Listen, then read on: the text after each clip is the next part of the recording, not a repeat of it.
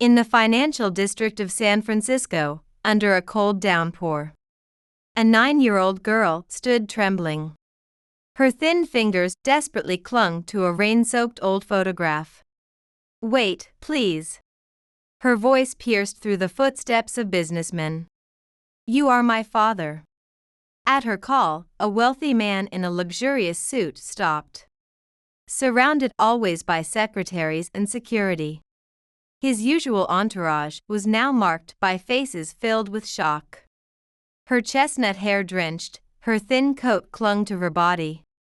Yet her eyes gleamed with resolute will. "I am your daughter. Mom told me." She lifted the old photo, her voice imbued with all the courage she had fostered in her life. The photo depicted the tycoon in his younger days, arm in arm with a beautiful ballerina, whose graceful smile mirrored the girl's. The tycoon froze momentarily but quickly regained composure and instructed his secretary, then hurried into a skyscraper. "Wait." Her voice was lost in the wind. The crowd's interest waned, each walking to their destinations as the girl stood fixed, watching the man's disappearing figure. The drizzle intensified, relentlessly soaking her. Yet she stood still as if moving would prove the day's events a mere dream. "We will surely meet again," she whispered to herself, trying to believe. The rain in San Francisco intensified as if to quash her resolve, yet at this moment, the gears of fate for a young girl and those around her began to turn quietly but surely. Emily Watson, a 9-year-old girl with chestnut hair fluttering in the wind, walked the rain-soaked streets with heavier steps than usual. Once taught by her mother, a former ballet dancer, her graceful posture had now become a hallmark of her street dancing. In the pocket of her thin coat, she carried a small amount of change earned from today's street performance, far from enough to cover her mother's expensive medical treatments. Adults looked at the young girl with pity. But Emily Watson was by no means a pitiful beggar. She was desperately trying to survive through street performances, utilizing the ballet skills inherited from her mother. From a bakery on the corner, the warm scent of bread wafted out, tempting Emily's hunger. Yet, she passed by without hesitation. The limited amount of money in her wallet had to be reserved entirely for her mother's medication. Her life transformed with her mother's illness. Unable to attend school, her days were spent performing on the streets and caring for her mother. Yet Emily never lost hope. The dance her mother taught her now bolstered her spirit. Dragging her tired feet, she reached their worn apartment building, once middle class, now peeling and cracked. With the elevator broken, she climbed the stairs to the 9th floor, pausing momentarily to rest. The view from the landing window showed the sun setting between high rises, casting ominous shadows. Opening the door, she found her mother, Catherine, once a vibrant ballerina, now diminished and ravaged by illness. Seeing her mother bedridden, Emily's heart constricted with pain. "Emily." Catherine exhaled weakly and asked, "Where have you been?" Emily rushed to her mother's side and wrapped her cold hands in both of hers. "Just a walk," Emily lied, not wanting to worry her. Catherine coughed and smiled faintly. "You've grown so strong." But her words cut off as her face contorted in pain, her body shaking violently. "Mom?" Emily peered into her face, alarmed. "Mom?" Emily peered into her mother's face. "Mom?" Catherine's body began to convulse violently, and her breathing became labored. Despite trembling with fear, Emily instinctively embraced her mother to support her. "Someone help!" Emily's desperate cries echoed down the apartment hallway. A neighbor, Maria, hurried over. "Catherine!" Mom suddenly started suffering. We need to get her to the hospital right away. But how? With no immediate way to transport her mother, Maria suggested. Let's use my car. It's a 15-minute drive to the hospital. They carried Catherine down the stairs and into Maria's old sedan. Emily reassured, holding her hand in the back seat. It's okay, Mom, she whispered with a trembling voice. Maria will drive us to the hospital. I won't leave your side. Maria cautiously navigated through the rainy streets as Emily clung to her mother's hand, staring out at the city lights passing by. At the municipal hospital, the emergency room was overflowing. Amid the sterile smell of disinfectant, Emily waited anxiously as her mother was rushed into urgent care. Late into the night, Dr. Anderson finally appeared. Tired yet offering a gentle smile. Emily? She crouched to Emily's level. May I explain your mother's condition? Emily nodded, feeling slightly reassured by the doctor's compassionate demeanor. Your mother is fighting a unique illness inside her body. Dr. Anderson explained, choosing her words carefully. It's a type not treatable with regular medicine. She needs a special kind of treatment. Special treatment? Emily asked anxiously, clutching the edge of the hospital bench. Yes, but it's very expensive, the doctor said regretfully. It might cost about $20,000. Emily's eyes widened. Having lived with her mother, she felt the harsh reality of their financial struggles firsthand. Even at her young age, she understood how enormous the amount of $20,000 was for them, a seemingly insurmountable sum. From that day, Emily's new battle began. Each day she danced in the streets, passers-by pausing to toss coins, yet the target sum remained far off. One winter afternoon, she danced in front of a high-end boutique, perfectly executing the choreography of Swan Lake, taught by her mother.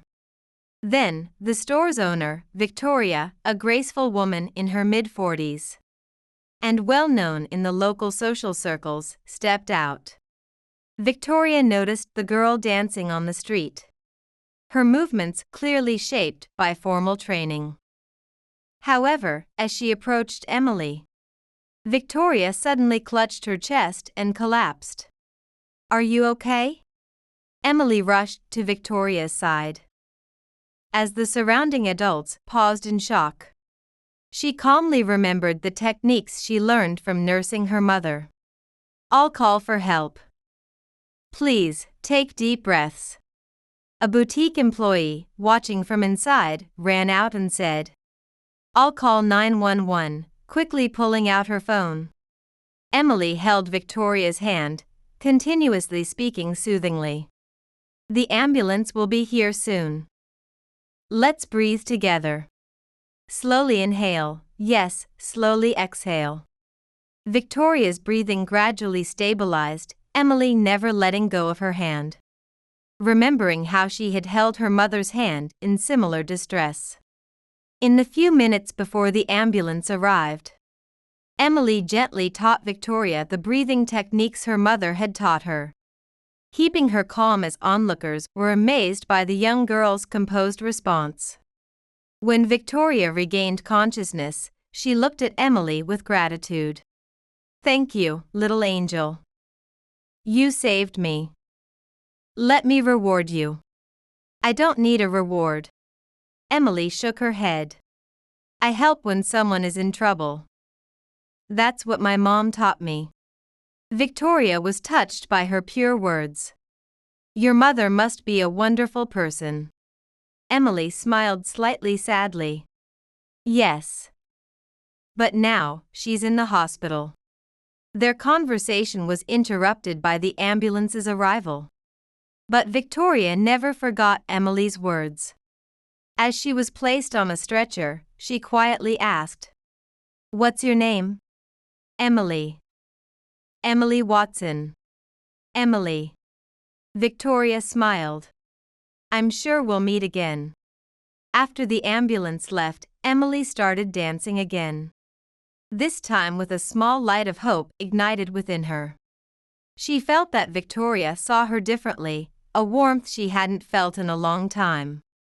As the sun set, Emily counted the donations in her small hat, finding more money than usual. People had thrown in more coins than before. This is the first time so much has been collected. Emily felt a bit more upbeat.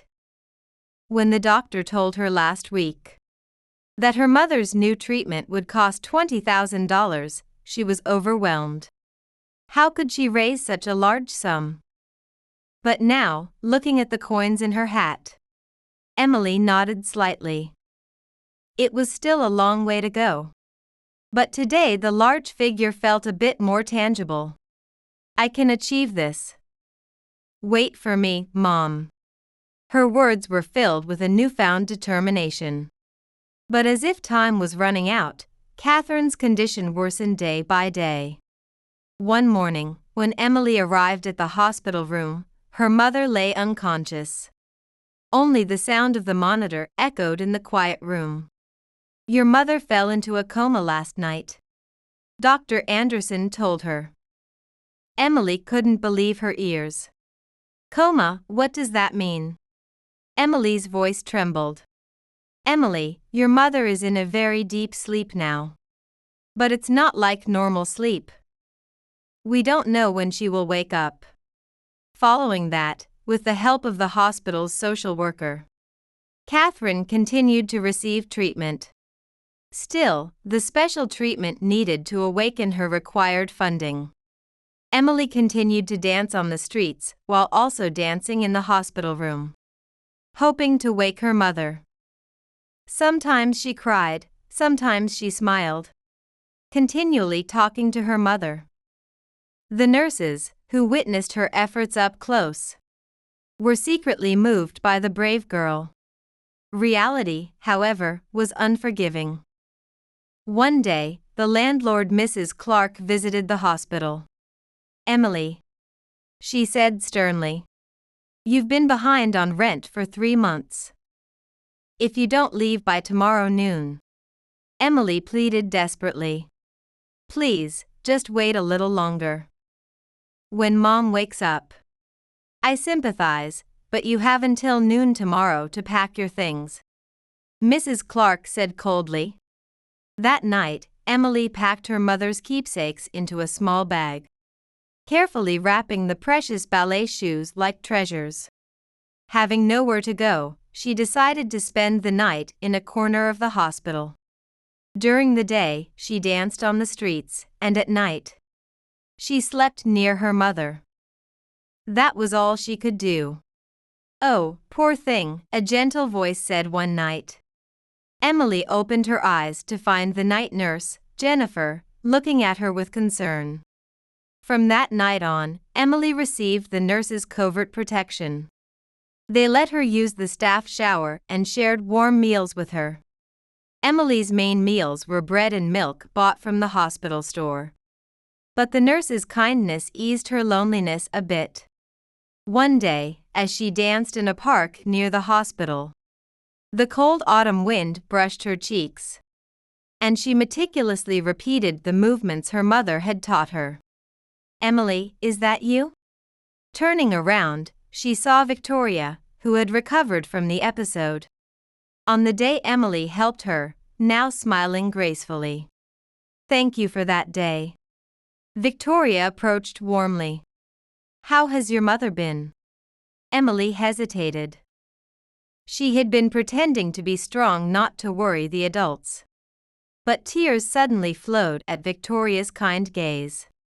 Mom's in a coma. Emily began to tremble as she spoke. I couldn't pay the rent and we lost our home, but I can't leave Mom alone.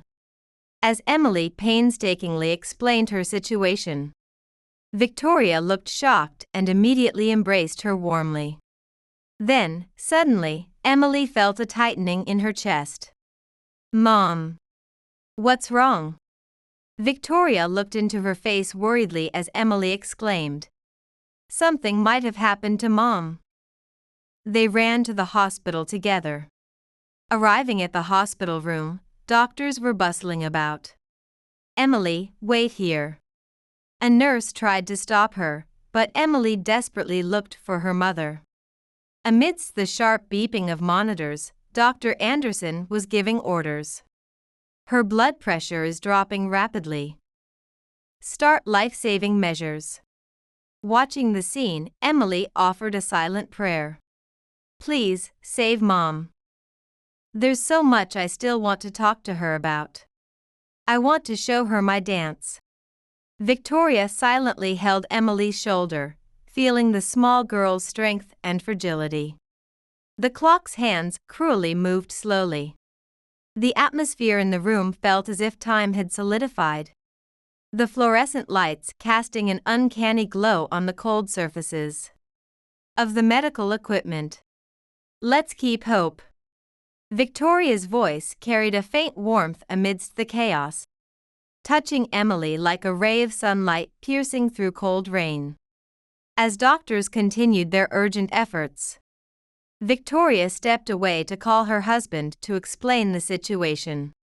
"Yes, it's about that girl who helped me before. I can't just leave it at that. I might be home late because this could take a while." About 30 minutes after Victoria returned to the hospital room, the door quietly opened.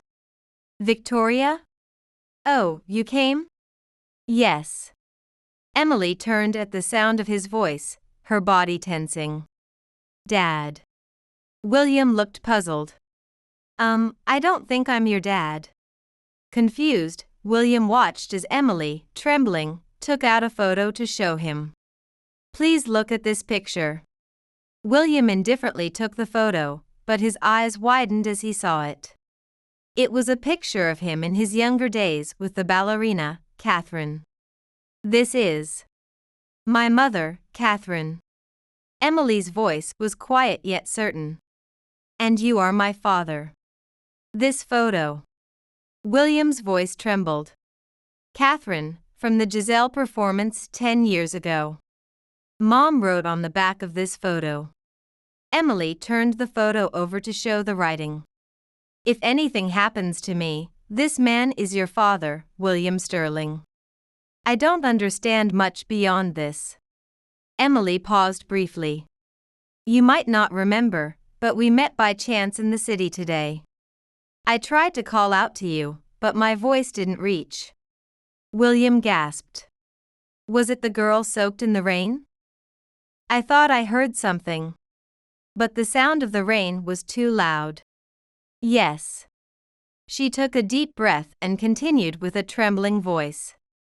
"Mom is very sick. She needs special treatment. But we don't have the money. So, I thought if I could meet the dad in the photo, maybe he could help. That's why I called out." Her words were filled with a 9-year-old girl's pure hope and a desperate desire to save her mother. "I see." William stared intently at the photo. Memories of Catherine began to resurface. 10 years ago. On the opening night of Giselle by a certain ballet company. Catherine starred, and he was invited as a special sponsor.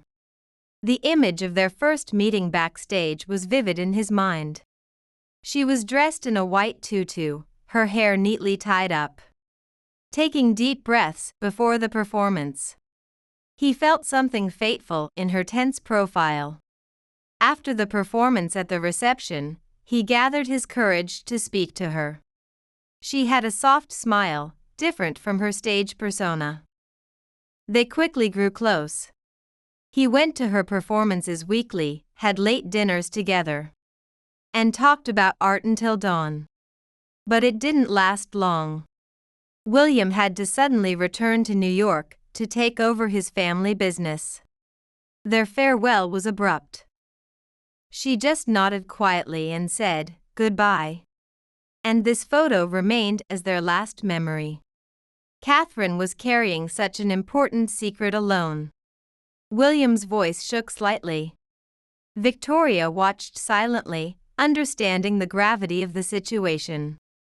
The anxious face of the young girl in front of her, her husband's surprised expression, and Catherine on the sickbed. In the heavy air of the hospital room, she quietly made the sign of the cross. The merciful heart of Mother Mary slowly spread within her. The initial shock and complex emotions were overwhelming.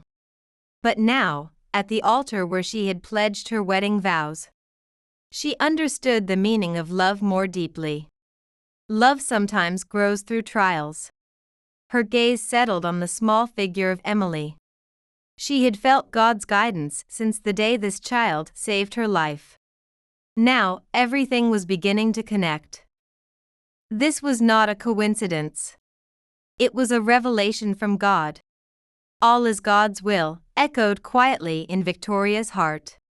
Helping those suffering in front of her was the true path of a Christian. She had prayed this countless times in the tranquil air of the church. And now, she intuitively knew that it was time to put that teaching into practice. Emily. Victoria spoke softly. Perhaps it was some guidance when you saved my life. Her voice was resolute. This was the path shown by God. Her heart was as clear as a pristine spring. Then she turned to her husband. In her eyes was a mix of compassion and resolve. William. We need to help these children. Victoria, are you sure? Yes, of course. At that moment, Catherine's body convulsed and the alarm rang sharply. Amidst the medical staff's panic, Emily gripped her mother's hand desperately. Please, just a little longer. Mom, I'll dance again. This time, in a place where everyone can watch. So please. The girl's prayer seemed to spread like a transparent light throughout the room.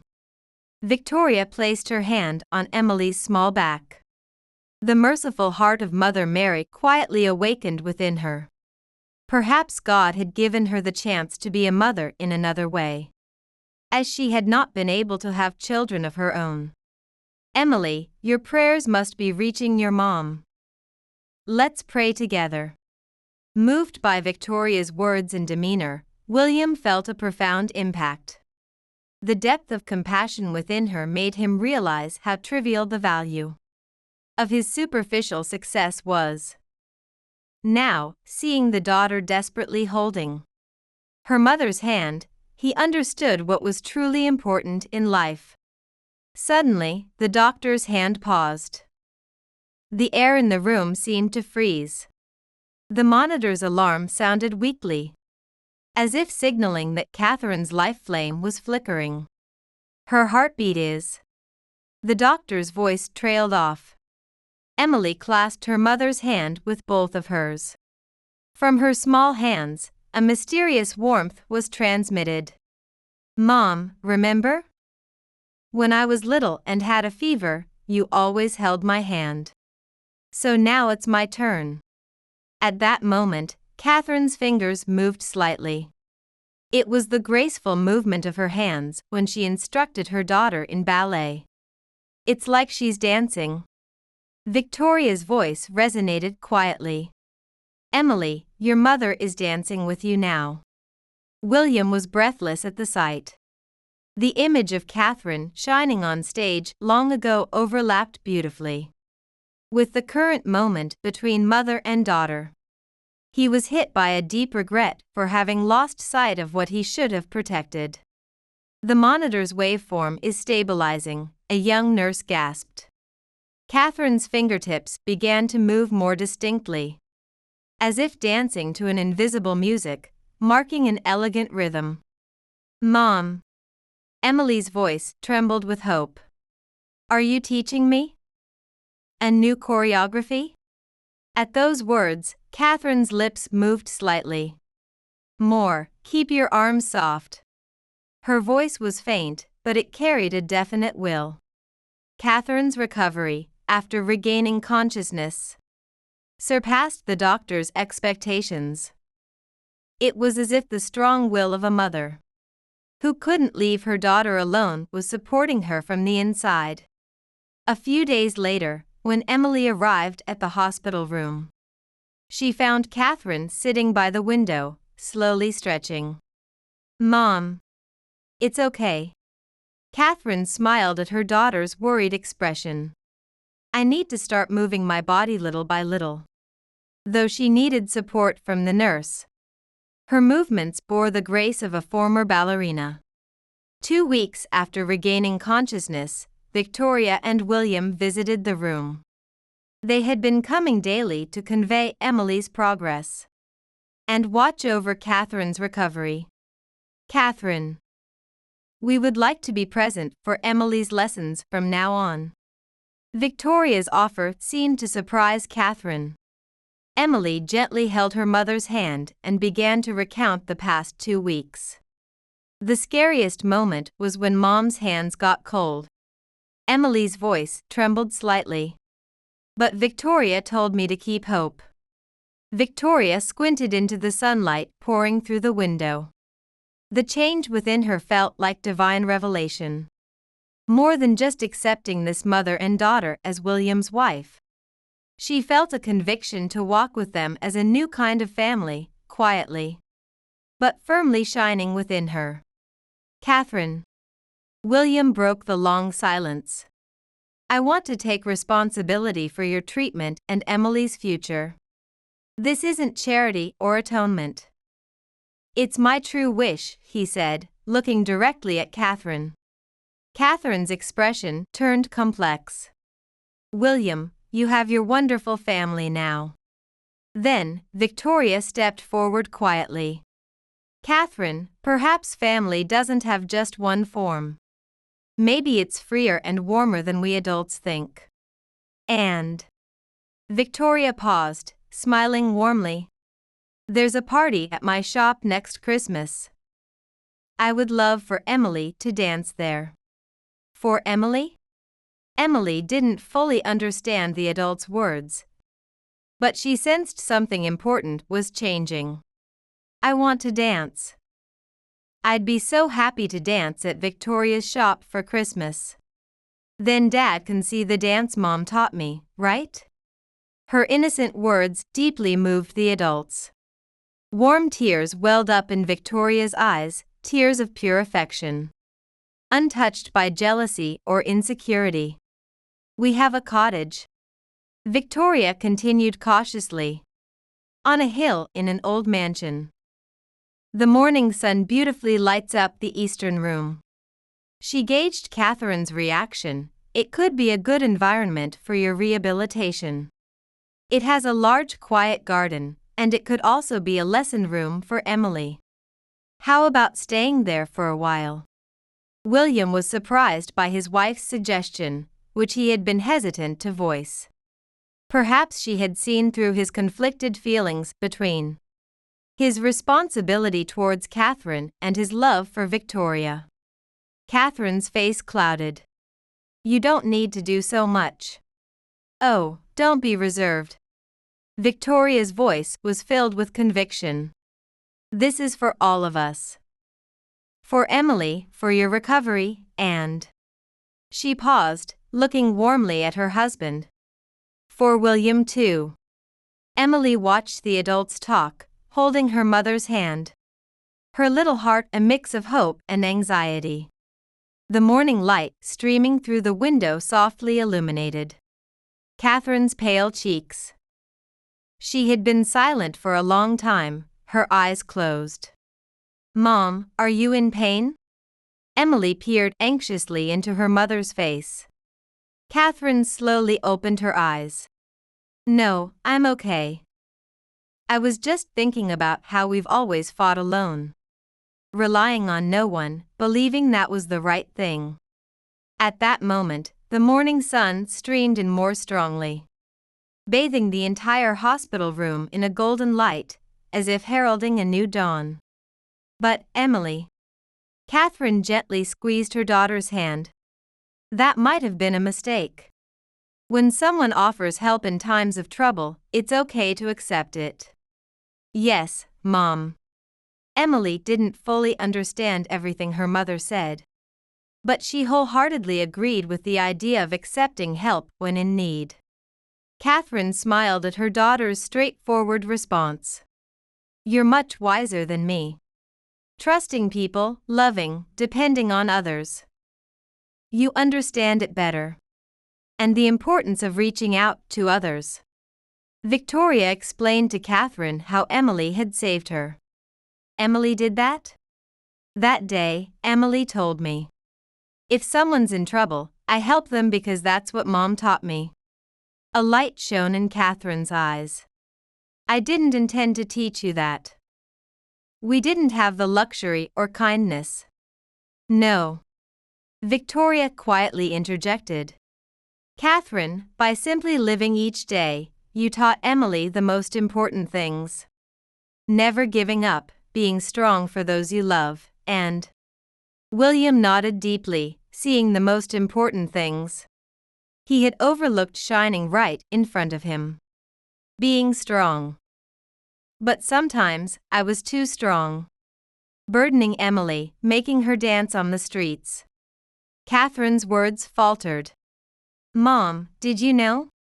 "Yes, someone from the neighborhood told me." Emily shook her head earnestly. "But it's different, Mom." "Different how?" "I liked dancing. When people walking by would stop and watch me with a smile. It made me feel like maybe I was bringing a little bit of light into their hearts." Emily paused, searching for the right words before continuing. "It wasn't just about collecting money. I thought if I could make someone happy. With the dance Mom taught me, that's why I did it." Victoria felt a warmth in her heart. Perhaps this child understood the essence of art deeper than adults. Touching people's hearts through dance, something she, as an owner of a high-end boutique, had long sought. "Emily, I'm not your mother or your father. But I want to be your family because of your kind heart." "Victoria, are you serious?" "Yes." "Didn't you think so too?" William, with a grateful heart for his generous wife, spoke in a calm yet firm voice. "Let's all together create a new form of family." As the morning sun shone stronger, filling the room with soft light, Catherine tried to sit up slowly. "Be careful." Emily hurried to support her mother. Her actions reflected a mix of gentleness and proficiency, honed from years of caring for her mother. "It's okay." Catherine smiled. "It feels like strength is returning to my body. As if a long winter has ended and spring has arrived." Victoria, gazing at the light streaming through the window, said, "There's still some time until Christmas. Let's fully restore your health by then. The cottage is surrounded by a quiet forest." She paused briefly, turning to Emily. "When morning comes, you'll wake up to the songs of little birds. I think it'll be a wonderful environment for your dance practice." Emily's eyes lit up. "Does that mean I can dance with the little birds?" Their innocent joy softened the adults' expressions. "Not just with the birds," Victoria continued, envisioning the scene spreading within her heart. "There are many trees in the garden, lush with green leaves. Dancing under the dappled light through the trees, it'll be like a fairy." Emily's eyes sparkled. But soon her expression turned anxious as she looked at her mother. "But, Mom." Catherine, sensing her daughter's worry, smiled gently. "Once I get the discharge approval, I'll come there too. Of course, I want to continue your lessons. As long as I get better. Until then." William spoke for the first time with a fatherly firmness. "Let's arrange the best medical team. And until you're discharged, I'll come to check on you every day." Catherine showed a slight surprise at his words. It was an expression of responsibility she hadn't seen from him before. And above all, Victoria's warm observance made it all seem possible. Then, Emily. Martha will come to pick you up in her car. She's the caretaker of the cottage, a very lovely person. An hour later, the hospital room door was knocked, and a middle-aged woman with red hair appeared with a hearty laugh. "Hello, everyone. I'm Martha." "Oh, this must be the lovely Emily." Martha's unreserved brightness immediately eased the tense atmosphere. "Don't worry, Catherine," Martha said with a warm smile. "Leave Emily to me. Plus, I've already contacted a home tutor. We've prepared an environment where she can focus on both her ballet practice and her studies." Catherine, while showing a relieved expression, still held Emily's hand, which looked somewhat anxious. "Go ahead. I will follow you there soon. Promise?" Emily's eyes welled up. "Yes, I promise." Catherine's voice was filled with a strong will. "Because I want to see your new dance." The next morning, after arriving at the cottage, Emily woke up to the sunlight streaming through the large windows.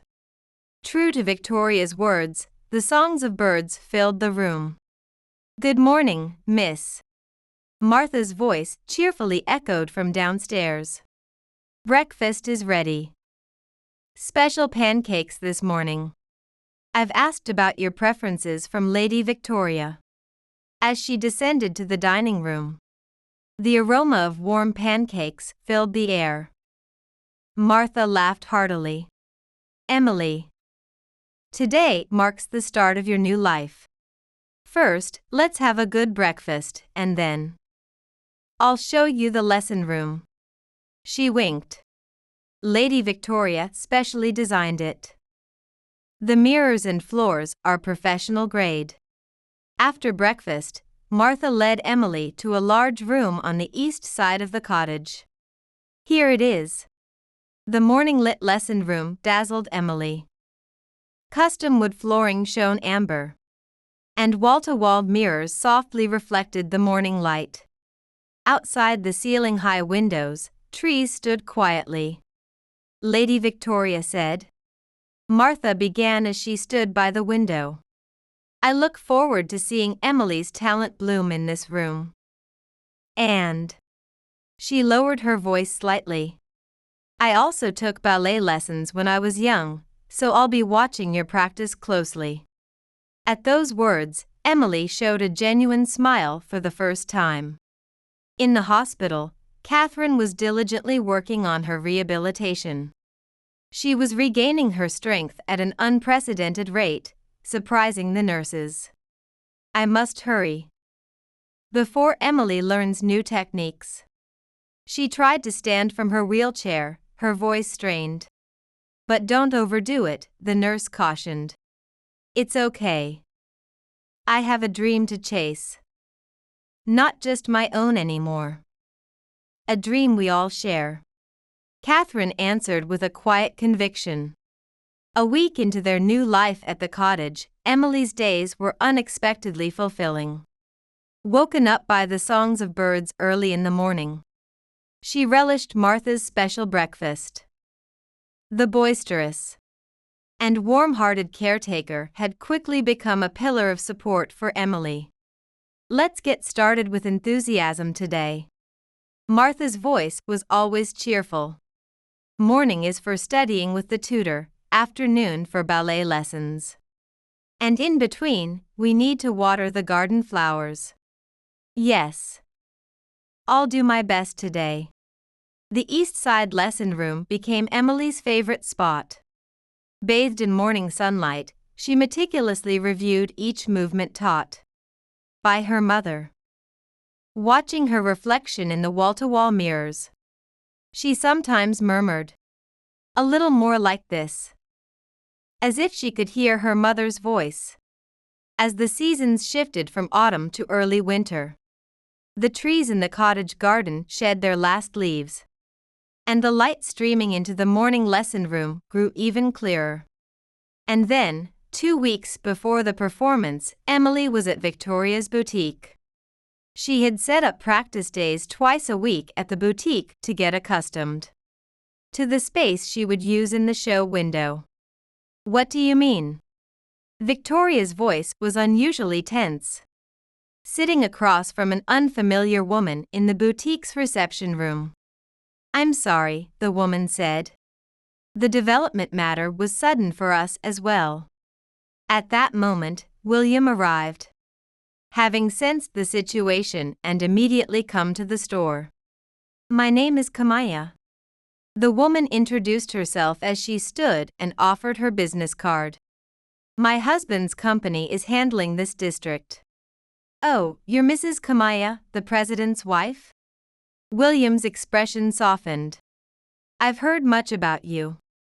Just then, piano sounds emanated from the lesson room, catching Mrs. Kamaya's attention. "Is that Swan Lake?" "Yes. It's a special rehearsal for our Christmas show window," Victoria responded, and Mrs. Kamaya's expression relaxed. "May I see?" Her voice now lacked the earlier tension. The three of them peeked into the lesson room where Emily was dancing intently. Accompanied by Martha's piano, the girl in a white leotard danced gracefully, like a swan. "Oh my!" Mrs. Kamaya's eyes moistened. "I used to do ballet when I was young, but never quite like this."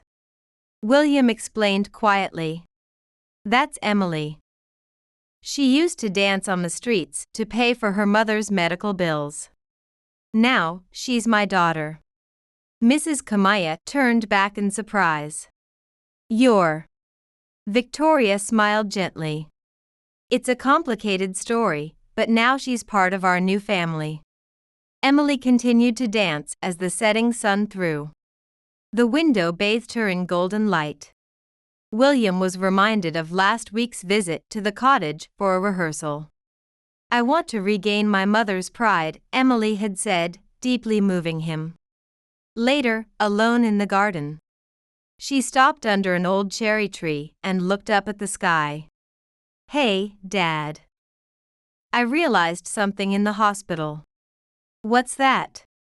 "There are so many children fighting illnesses. They all try so hard. But sometimes they look so sad."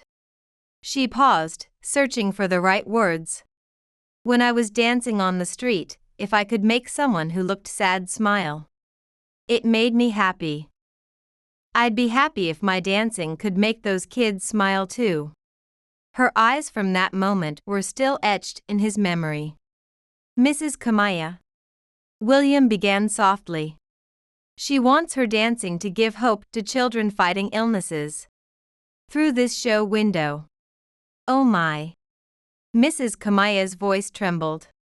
"I actually have been involved in supporting a pediatric ward." She sighed deeply. "I'll reconsider the construction issue." And she paused, seemingly deep in thought, before continuing her words. "Perhaps we could help with the Christmas show. My husband's company could invite children from the pediatric ward." William and Victoria looked at each other, speechless at the unexpected turn of events. Just then, Emily's dance came to a stop with a final pose, and the room filled with deep emotion. "Dad?" Emily looked puzzled at the three adults. "What's going on?" "Emily." William approached and placed his hand on her small shoulder. "Your dream might be about to expand significantly." "What do you mean?" Mrs. Kamaya stepped forward. "Emily, you want to make sick children smile. I was once passionate about ballet too. But I was only chasing technique. Could I have ever danced in a way that touched someone's heart like this?" She paused, watching Emily intently. "Please let me help with your wonderful initiative. Your dance has the power to warm people's hearts. A pure swan's aspirations have taught me that today." Tears shone in her eyes, the kind that only appear when one is deeply moved by art. That night, Emily excitedly reported to her mother. "Mom," Dad said, as she recounted the day's events. Catherine, on the video call, smiled serenely. "William has always had a knack for opening people's hearts," she reminisced. Mrs. Kamaya's proposal brought unexpected scope to Emily's show. "Let's coordinate the street decorations to harmonize with the show window," Mrs. Kamaya suggested, envisioning a unified theme that included the streetlights and store displays. Moreover, her plan to invite children from the pediatric ward brightened Emily's eyes. "Are children from the pediatric ward coming?" "Yes." Mrs. Kamaya nodded gently. "Of course, with doctors and nurses accompanying them. An ambulance will also be on standby, all set for their safety." Victoria's eyes welled up, overwhelmed that a company pushing for commercial development would cooperate in such a way. One morning, a week before the performance, a special visitor arrived at the cottage. "Mom!" Emily exclaimed joyously as Catherine, though slowly, walked in on her own. Catherine hugged her daughter. "Just as promised, I've been discharged," explained an accompanying nurse. "Her recovery has been miraculous. She's not fully there yet, but she can definitely come to see the show. I'm not just going to watch. I'll be giving you intensive training this last week," Catherine said with a mischievous smile. The piano in the lesson room resumed. Martha played as mother and daughter stood facing each other. "Let's get back to basics." Catherine's voice carried a familiar strictness. "But this time, we'll cherish your feelings in it." Emily nodded deeply. She wanted her dance, honed on the streets and taught by her mother, to convey hope to those suffering. "Victoria," Catherine called out, "let's do a final check on the costume." The pure white tutu shimmered in the morning sun. The embroidery of snowflakes on the hem sparkled as if narrating a story one stitch at a time. "It's perfect." Pride flickered in Catherine's eyes. "Emily, this costume suits you beautifully." Then came the day of the Christmas event. From early morning, the entire city was draped in special decor. Delicate white lights adorned the street trees, and storefronts displayed pure white decorations, creating an ethereal scene reminiscent of swan feathers scattered around. "Are we ready?" William asked, placing his hand on Emily's shoulder as she finished dressing. "Yes, Dad." At her response, a swell of joy rose within him as a father. Unnoticed until now, this manner of address had become natural to him. As dusk approached, guests from the pediatric ward began to arrive. Children in wheelchairs, some still connected to 4 drips. Yet all their eyes sparkled with anticipation. These children probably want to get better and do what they love. Emily's voice trembled. "Like I dance for Mom, others sing or dance for someone." "Yes." Victoria nodded quietly. "That's exactly why your dance will surely bring hope." In the show window, Emily took a deep breath. The street was lit with warm lights as children from the pediatric ward gathered, with their families and medical staff. Among them was Catherine, seated in a wheelchair, with William gently placing his hand on her shoulder, and Victoria close by. "We're ready." Martha nodded at the piano, her usually boisterous smile replaced by a solemn expression tonight. Music began to play softly. Emily closed her eyes, recalling the days past. Cold mornings dancing on the streets. Nights spent crying alone in her mother's hospital room. And all the people she had met, Victoria's kindness, Martha's brightness, and the warmth of William, who had become her father. As she slowly opened her eyes, through the glass, She saw a girl with an 4 drip leaning forward on her mother's lap. I want to make everyone smile. Emily's body began to move instinctively. Her pure white tutu caught the soft light, and the embroidered snowflakes sparkled, each movement narrating its own story. The street fell silent as the little swan danced. The girl with the drip whispered, "Mom, I want to." A boy in a wheelchair tried to sit up straighter, his face lit with a faint glimmer of hope.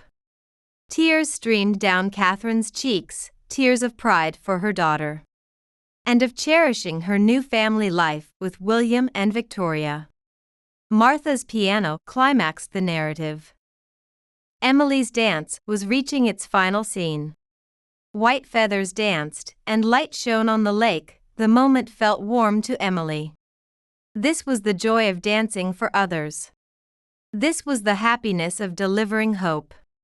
And above all, this was the beginning of a new story woven with her loved ones. As the music stopped with her final pose, the street filled with profound emotion. Children from the pediatric ward gave their best applause. Everyone was smiling. "Emily," Catherine called, and the girl rushed over. "Mom, were you watching?" "Yes." "You are my pride." "And ours too," Victoria added. William, wordlessly, just adored his daughter. Snow began to fall on the street. Tiny crystals gently glowed, echoing the embroidery on Emily's tutu. Mrs. Kamaya approached. "That was wonderful. Let's continue this show next year, and the year after. It's sure to become a tradition." Emily nodded happily, no longer uncertain. This was truly where she belonged. "Mom, next year, I want to show an even more beautiful dance." "Yes." Catherine smiled. "We'll all work hard together." William and Victoria nodded warmly beside Catherine. A new form of family. It hadn't been an easy journey, but on this snowy night, they were bound by a sure bond. Emily's dance had quietly, yet unmistakably, proved that miracle. A month had passed since that winter night. Sunlight streamed into the cottage's lesson room. Emily was still practicing early in the morning. But now she had a different goal, the spring charity show for the pediatric ward. "Emily, your mom will be here soon." Martha spoke while playing the piano. For the past 2 weeks, Catherine had been able to attend her daughter's lessons 3 times a week. "Today, I'm going to show you a new choreography." Emily's voice was lively. Her dance had grown more expressive since that night. Not just technically but also in how it touched the hearts of others. Each movement enriched by her desire to connect. The door opened, and an unexpected voice followed. "Good morning, Dad." Emily turned around in surprise. "Aren't you supposed to be at work today?" "No, today is special." William smiled. "Victoria will be joining us later." Then Catherine entered the lesson room. She no longer needed a cane. And her poise as a former ballerina had returned. "There's something we all want to see." She spread out a newspaper she was carrying. The culture section prominently featured an article about Emily's window performance. The headline read, "9-year-old Swan illuminates hope," describing the event in warm strokes. "This," Catherine continued, "Mrs. Kamaya has brought us a proposal for the next show. This time it's going to be bigger." At that moment, Victoria arrived, carrying a warm package of croissants. "Oh, everyone's here." Martha laughed heartily. "Let's have breakfast then. I'll serve it with my special blend coffee." Outside the window, the winter wind still blew. But the old trees were budding with a sure sign of spring. Around the breakfast table, the family's conversation flowed. They discussed Emily's new choreography, stories from Victoria's boutique, and William's work. Occasionally, Catherine would share memories of her ballet days. It might seem like an ordinary morning that anyone could dream of. But this simple happiness was a treasure they had finally obtained after a long journey.